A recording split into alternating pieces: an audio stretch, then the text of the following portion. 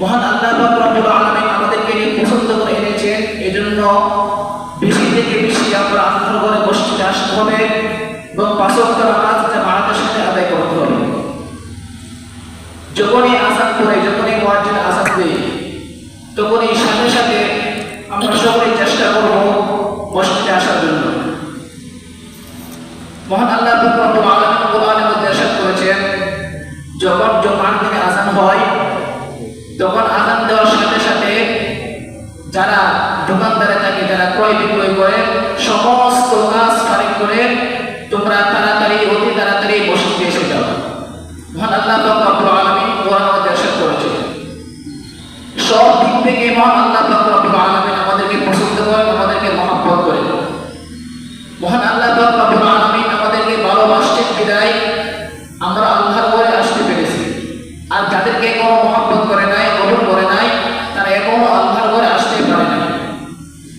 ঠিক তেমনি ভাবে বিভিন্ন কাজে, সব কাজের মধ্যে মহান আল্লাহ পাক রব্বুল আলামিন আমাদেরকে শ্রেষ্ঠত্ব দিয়েছেন, আমাদেরকে মহব্বত করেছেন। একটু খেয়াল করে দেখবেন, অনেকেই গত বছর কুরবানি ঈদের আগে অনেকেই দুনিয়াতে ছিল, কিন্তু আজ অনেকেই দুনিয়া থেকে চলে গেছে। ইচ্ছা করলে মহান আল্লাহ পাক রব্বুল আলামিন ইচ্ছা করলে আমাদেরকে এই দুনিয়া থেকে উঠিয়ে নিতে পারতেন, কিন্তু মহান আল্লাহ পাক রব্বুল আলামিন আমাদেরকে এখনো জীবিত রেখেছেন। এই জন্য মহান আল্লাহ পাক রব্বুল আলামিন শুকরিয়া আদায় করা দরকার। আমাদেরকে মহান আল্লাহ পাক রব্বুল আলামিন যেভাবে দুনিয়াতে প্রেরণ করেছেন, আজ যারা দুনিয়া থেকে বিদায় নিয়েছেন তাদের প্রতি তেমনি ভাবে দুনিয়াতে প্রেরণ করেছেন। আমরা এক পায়ের গর্ভের ভিতর থেকে এসেছি, তারাও এক পায়ের গর্ভের ভিতর থেকে এসেছে।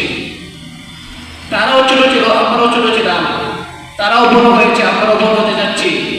কিন্তু দেখা যাচ্ছে যে বাচ্চারা দুনিয়াতে চলে গেছে তারা অনেকেই আমাদের থেকে ছোট ছিল, অনেকেই আমাদের চেয়ে বড় ছিল। তো মৃত্যু যখন আসে, যার মৃত্যু কখন হয় সেটা কেউ বলতে পারে না, সেটা একমাত্র আল্লাহ পাক রব্বুল আলামিন বলতে পারে। মৃত্যুটা হলে কে বুড়া, কে জওয়ান, কে যুবক, কে যুবতী, কে সুস্থ, কে অসুস্থ, সেগুলো দেখে মৃত্যু হয় না। যার হাত যতটুকু আছে ততটুকু ভিতরে এসে মৃত্যুবরণ করে। মহান আল্লাহ পাক রব্বুল আলামিন আমাদের সকলকে আল্লাহর দ্বীনের পথে আল্লাহর ডাকে সাড়া দেওয়ার মতো তৌফিক দান করুন। তার মাঝে তো সামনে কুরবানি আসছে, সেই কুরবানি সম্পর্কে মহান আল্লাহ পাক রব্বুল আলামিন কোরআনে ইরশাদ করেছেন, قل إن صلاتي ونسكي ومحياي ومماتي لله رب العالمين لا شريك له وبذلك أمرت وأنا أول المسلمين।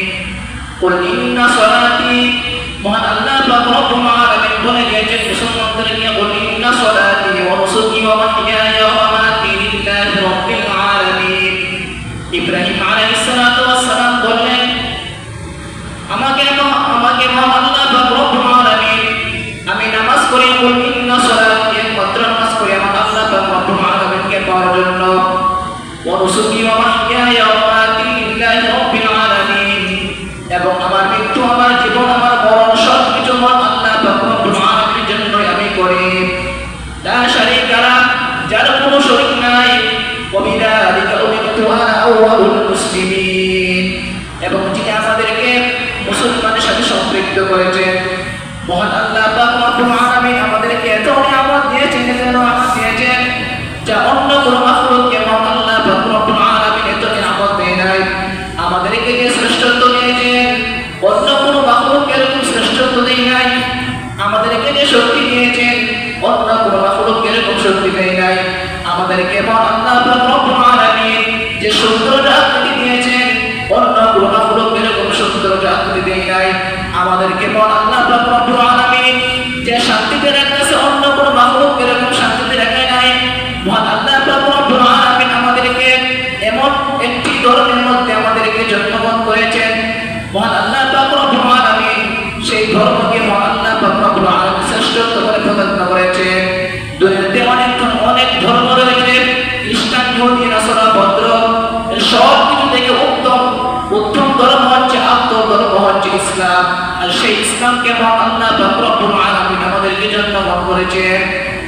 মহান আল্লাহ পাক রব্বুল আলামিন ইচ্ছা করলেন, তিনি ইখতিয়ার করলে আমাদেরকে ইহুদি করে জন্ম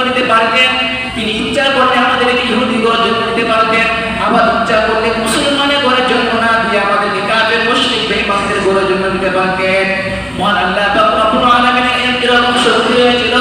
মহান আল্লাহ পাক রব্বুল আলামিন এরকম শক্তি আছে, কিন্তু মহান আল্লাহ পাক রব্বুল আলামিন আমাদেরকে মেহেরবানি করিয়া, আমাদেরকে পছন্দ করিয়া, আমাদেরকে কবুল করিয়া মহান আল্লাহ পাক রব্বুল আলামিন আমাদের সকলকে মুসলমান করে জন্ম দিয়েছেন। তারা হাজির শুধু তাই নয়, আমাদেরকে এমন এক দেশে জন্ম দিয়েছেন যে দেশে হাজার হাজার হাফেজ কোরআন রয়েছে, যে দেশে হাজার হাজার কওমি মাদ্রাসা রয়েছে। মহান আল্লাহ পাক রব্বুল আলামিন আমাদেরকে এই দেশে জন্ম না দিয়ে বেঈমান মুশরিক কাফেরদের দেশে আমাদেরকে জন্ম দিতে পারবে। আজ আপনি একটু খেয়াল করে দেখেন না, আমাদের মতোই কত মানুষ, কত মুসলমান